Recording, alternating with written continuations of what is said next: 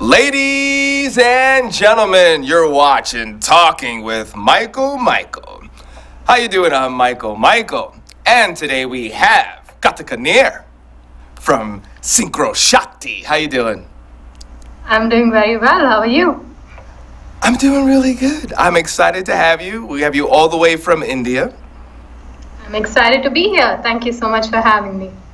So, hold on, let's go here. So, where do we begin? Because you're an artist, you're a coach. I have the list. Hold on, I have a whole list. Hold on a second. You got a list now. There's a list here. It gets deep. You're a coach, you're a trainer, you're a personal developer, and you're a musician. And a YouTuber, yeah.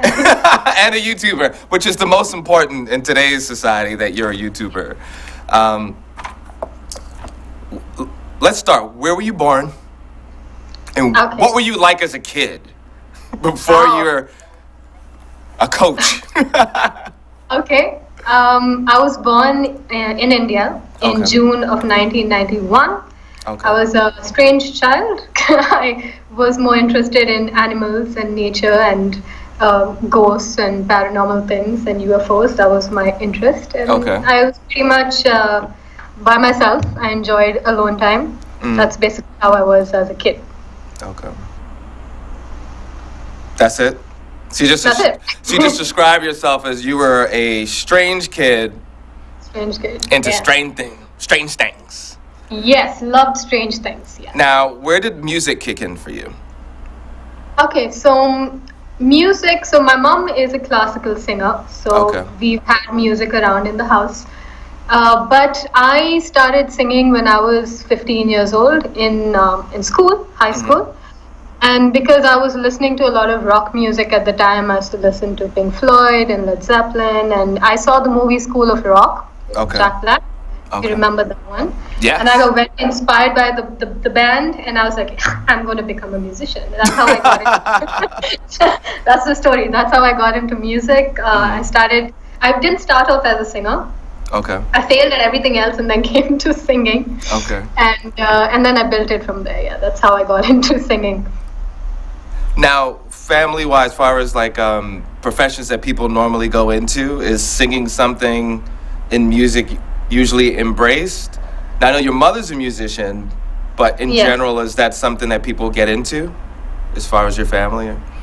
Not really. I mean, it depends on the family, but generally the culture is you need to be financially stable and have a job role that is socially, really cool, like a lawyer or a doctor or something like that. So music, I mean, in today's world, a lot more people are getting into music full time, but I don't know whether it would be something that would be very easily embraced or not. But in my family, people are I was brought up with free thought. I was not put into a religion or anything when I was born. So they've allowed me to do whatever I want, luckily. Very lucky. Okay, so how is a young girl, that self-proclaimed oddity, strange, different, unique, whatever word you want to put there, from a very free and open family and transitioning from music to now I'm giving people life and spiritual advice?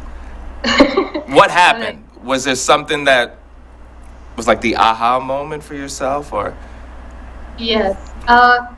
So obviously when you're young, you don't get into personal development or spirituality just out of the blue. You don't wake up one morning and you're like, let me start studying about my mind or something. Right. It happens when you're in a sink or swim situation yourself. So my history growing up was I was bullied. I was, all of those as usual. Right. And I grew up to have a lot of social anxiety, a lot of depression, a lot of suicidal tendencies.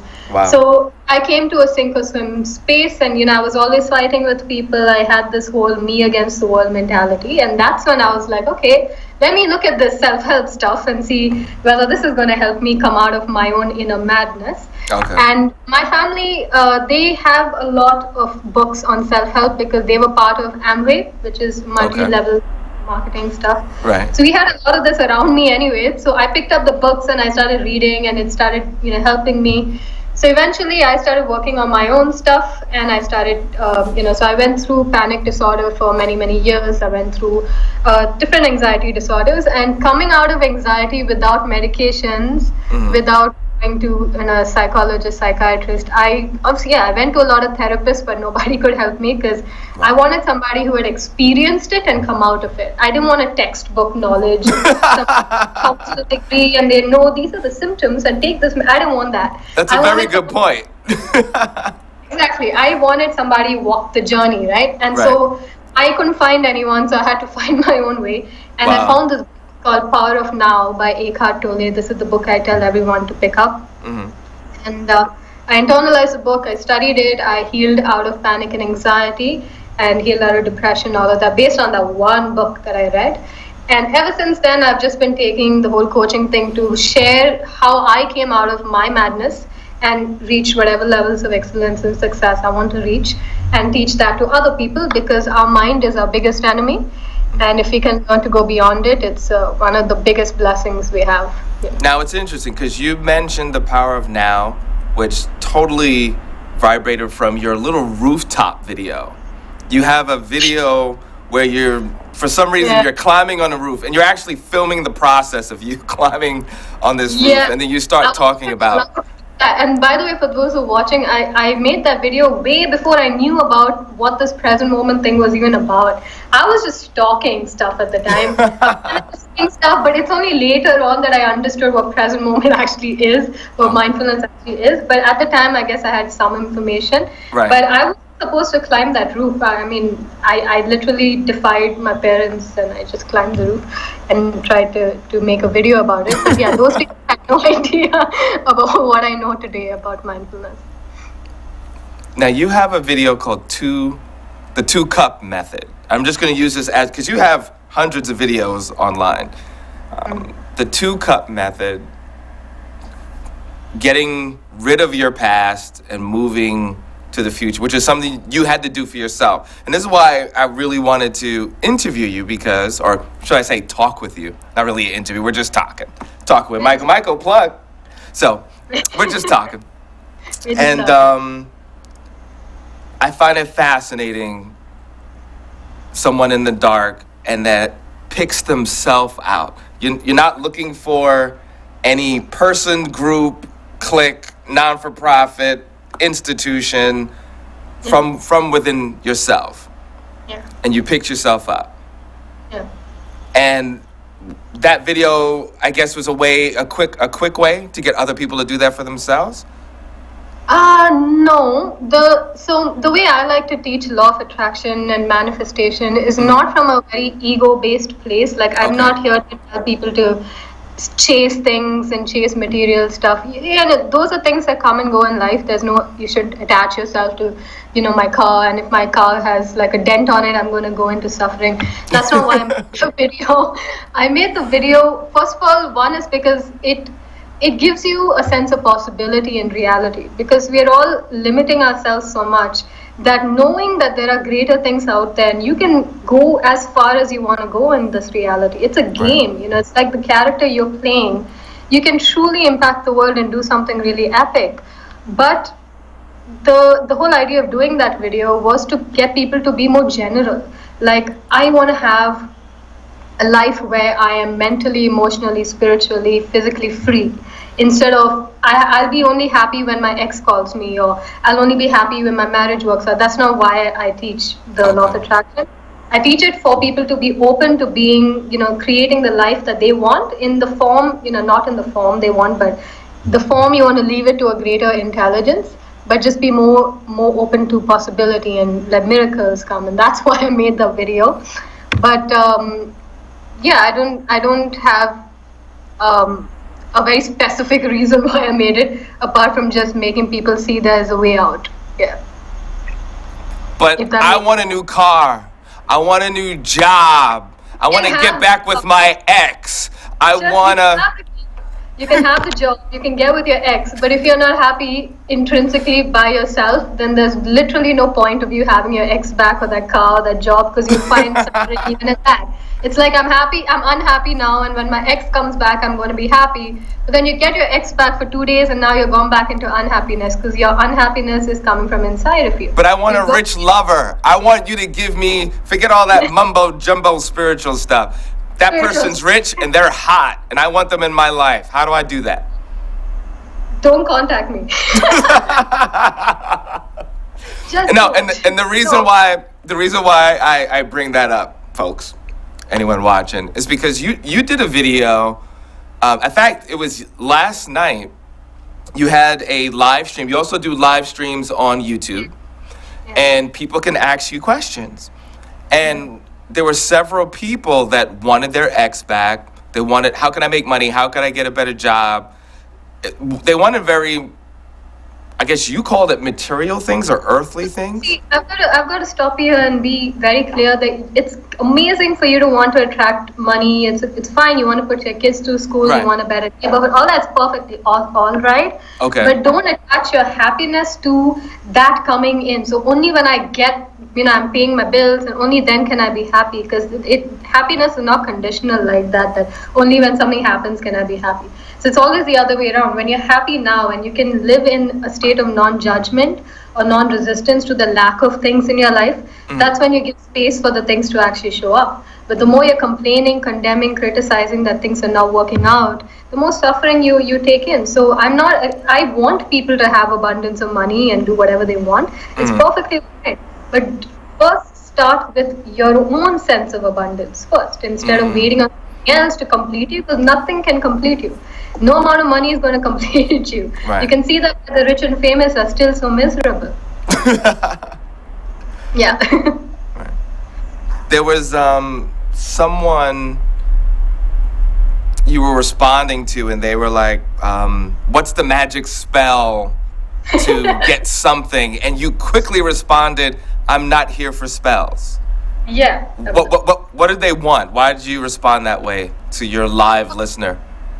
See, first of all, if you're looking for a solid life, you want a solid foundation to that life. Okay, if you're looking at mastering your life, you have to master yourself. You can't be completely have no control over yourself and expect to have a strong foundation in your work, in your career, your family life, your health. You can't have a great life if you are not healing yourself, working on yourself. So if you're looking for a spell, like this overnight thing of, hey, guess what? By tomorrow morning, I'm going to have the love of my life, $1 million in my bank account, become the greatest singer in the world, whatever. Even though I won't discount the possibility, maybe it's possible because all things are.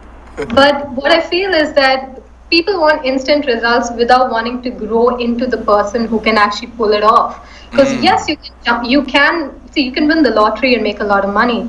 But how do you manage that money? What is your energy around that money? Are you now living in fear that you're going to lose that money? So again, you are not in control of yourself. You have given everything the power to control you. So until you learn to control yourself, these spells are just going to be temporary things you're going to use here and there, and that's it. Then you're gonna fall again, and now you don't know how to pick yourself up, and now you're dependent on another spell, and so it's just a whole cycle of doom and gloom. So I want you all to be solid in your life, and work, to a. You heard it here first. A cycle of doom and gloom. Don't do it to yourself. Really? So where does, because there's a lot of people online because they have access. Whether it's Facebook, YouTube, their own personal site, wherever, Vimeo, what is it? Vimeo, whatever like that. Yeah. Now Instagram, you're able to do stuff as well. A lot of people just talking to talk. Where for you is the personal responsibility of the advice that you give and the things that you put out there for people to try out, to experiment for themselves and to grow with? So when you say where is the personal responsibility, do you mean how do I work with myself? And is that, okay. What stops you from, hey, I'm not going to get into that, or hey, I just don't know, or hey, I'm Yeah. not going to talk about this because I don't want anyone to hurt themselves Yeah. karmically. Yeah. Yes. Yeah. Oh, so you saw that from my video yesterday live. Just been watching me Hey, online. this is what I do. I got to do some research. Come on. Yeah, good. And research. Awesome, that's good. See, the thing is, I am quite responsible for the lives of those who are taking my advice. And even though these are things I say quite often, is I want people to completely question everything that they're learning, whether it's coming from my mouth or from a book or a text or a teacher in a robe or whatever. The reason is that a lot of people see everyone has so much power, but to rise beyond their own transgressions. It's not like you depend on somebody. It's like a seed, right? If a seed wants to grow into an oak tree, it doesn't have to go to a personal development coach to become an oak tree. It's a natural intelligence that's moving people into the greatest.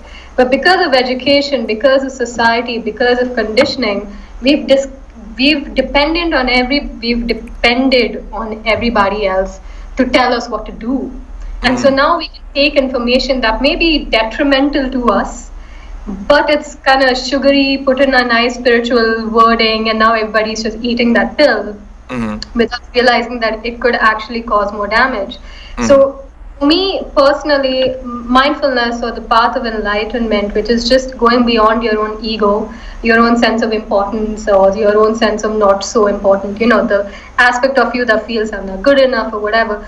Going beyond your ego, your attachments is the side of freedom. Buddha said that attachment is the root of suffering, and most people are attached to other people, attached to money, attached to everything else, and they're fearing the loss of people, loss of money. So they're living in attachment is creating more suffering in people instead of living in joy in the present moment, in non-attachment, enjoying people. So when people come in your life, you love them, you enjoy them, you're not living in fear of losing them. When money comes, you enjoy it fully, you're traveling, you're in the moment, you're not living a good life. Because when we look back in our deathbeds, which we're all going to be at some point, and you look, it's a grim reality, but it's real. If you look back, do you want to live a life where you kept chasing things temporarily, where one thing to another thing to another thing, and you're never satisfied, you never lived your life properly?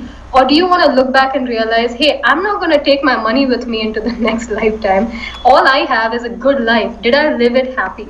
Did I make good relationships? Did I do the best I could with my life? And that is what I teach.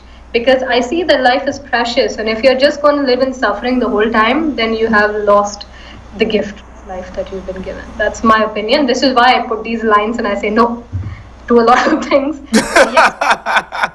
Yeah, you got really serious. Like, no, stop.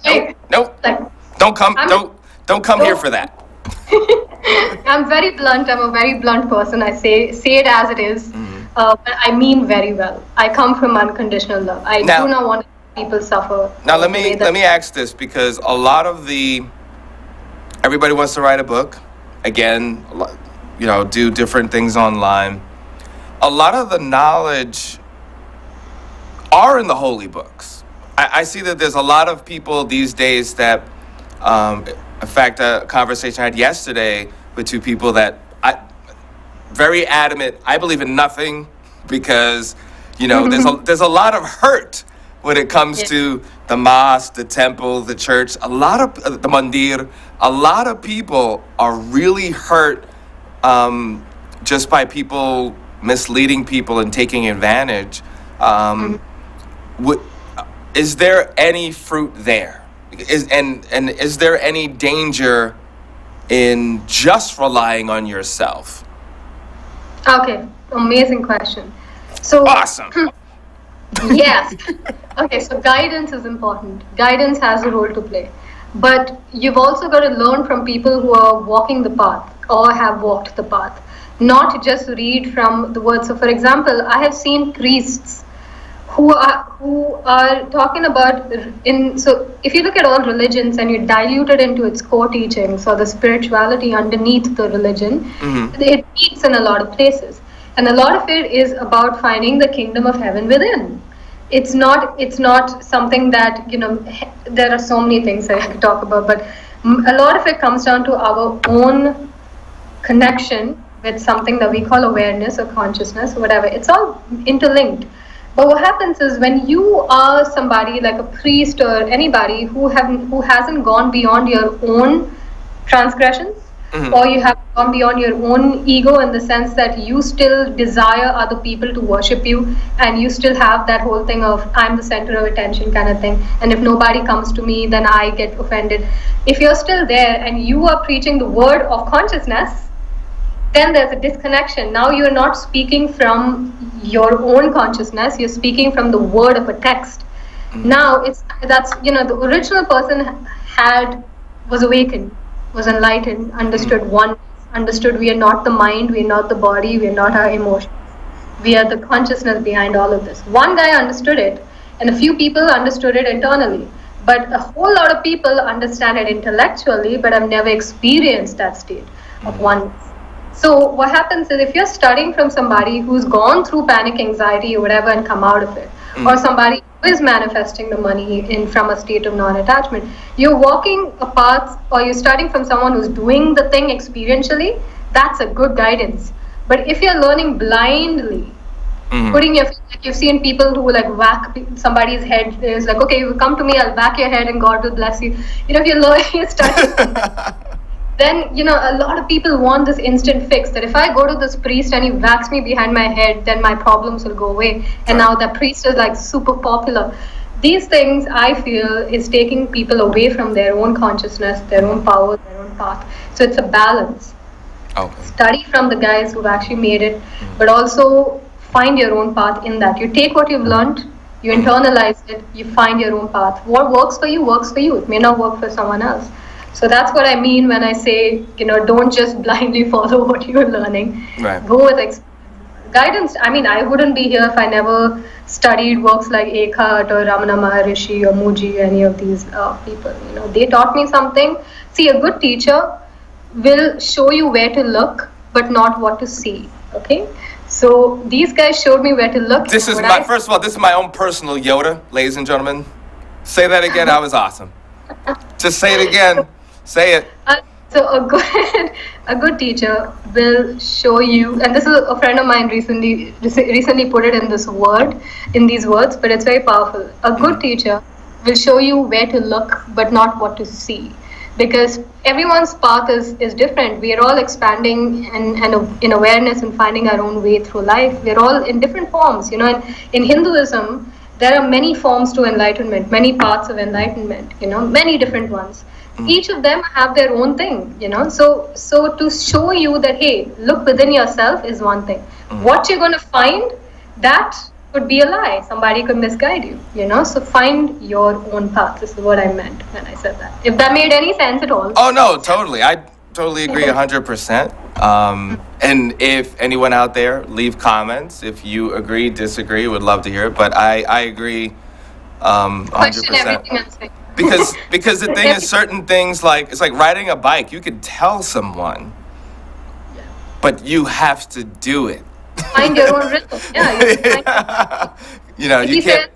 So this is how it's going to feel like when you put your right leg, left leg. No, you'll figure it out because your body has natural intelligence. The birds know when to go from this side to this side in the night, and then in the night they go back. The birds know this. They don't need a Google app to tell them they have to go. The bee doesn't need to know a personal development class to know how to get the pollen and all of that. It's a natural intelligence. We all have the power to find our own insights as well. So what happened? What happened to our natural intelligence, in your opinion?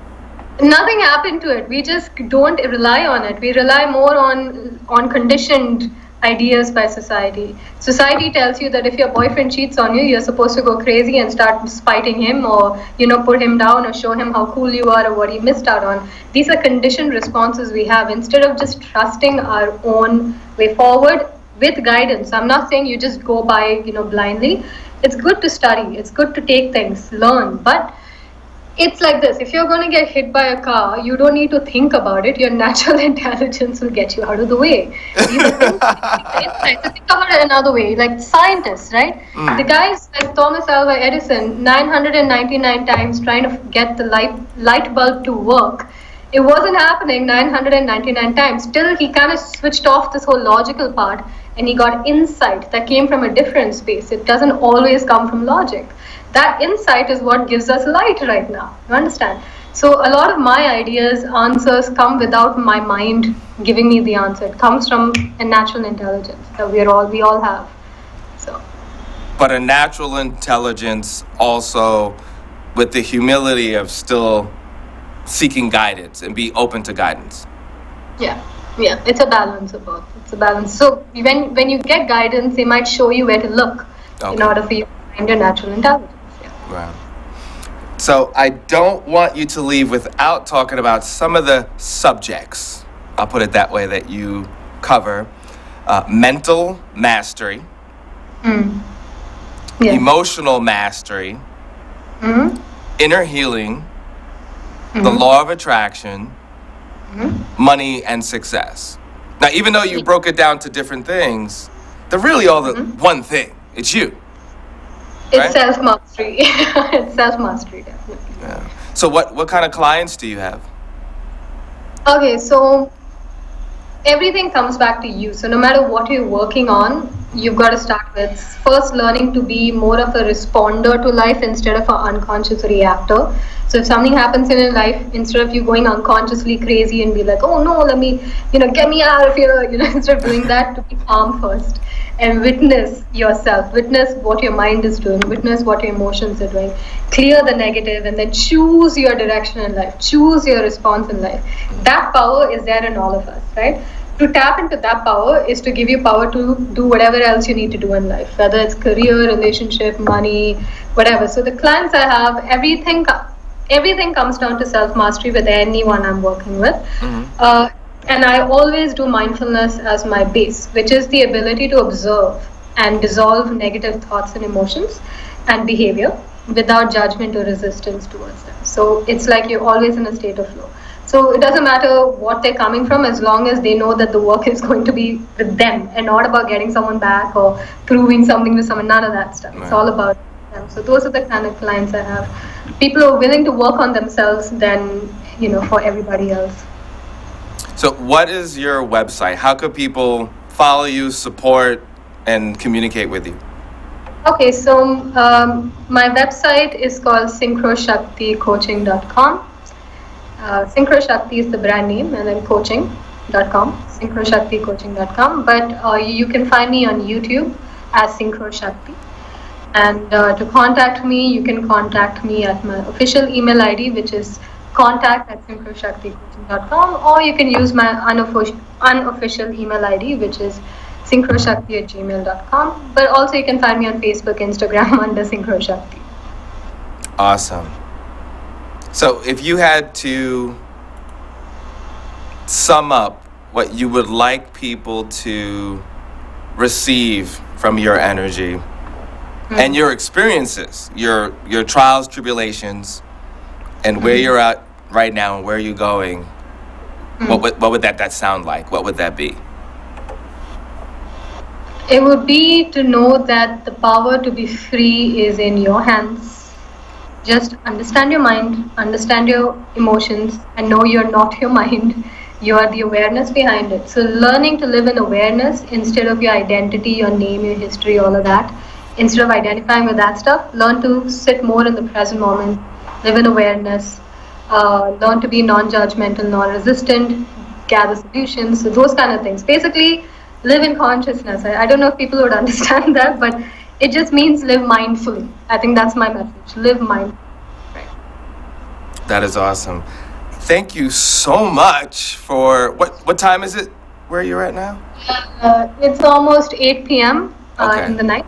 It's not that bad, but it's not. It's morning for us. Thank you so much. I'll just say thank you for waking up for us this morning. We'll take control of the time. Thank you for waking up for us this morning 12 hours ago. Exactly. And you know what? We do have some videos on scvnetwork.com. You could also go to geekcaster.com and highlighting you under the Soulcaster brand we'll put this in talking with Michael, but also Soulcaster, because it really makes sense of what you're saying. And, we definitely want to continue to support. I know that you will be in the next couple months, hopefully, coming to our neck of the woods, and we would love to have you to come in the studio and talk about what you're doing. And I believe you have some DVDs that you're working in, or audiobooks. Courses, yes. So currently I have a course on manifestation, but mindfulness-based manifestation. I have my one-on-one, but I am currently working on a mindfulness video course, a digital course, which will come out in about 30 days. So once it comes out, I'm going to bomb the internet about it. But yeah, you can definitely keep an eye out for that course. Thank you so much, Karthika Nair.